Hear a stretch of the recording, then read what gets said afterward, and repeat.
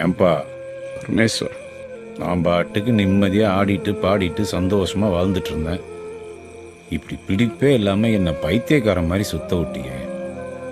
ஏன்பா டேய், தப்பு பண்ணுறவன்லாம் நல்லா வாழ வச்சுட்டு எல்லாத்தையும் வேடிக்கை பார்க்குறியா? என்ன தாண்டா உன் நாடகம்? என் தகப்பனுக்கு வாழ்நாள்லாம் சேவை செய்யணும். அந்த பலத்தை மட்டும் எனக்கு கொடுப்பா. கருணை காட்டியா பரமேஸ்வர்.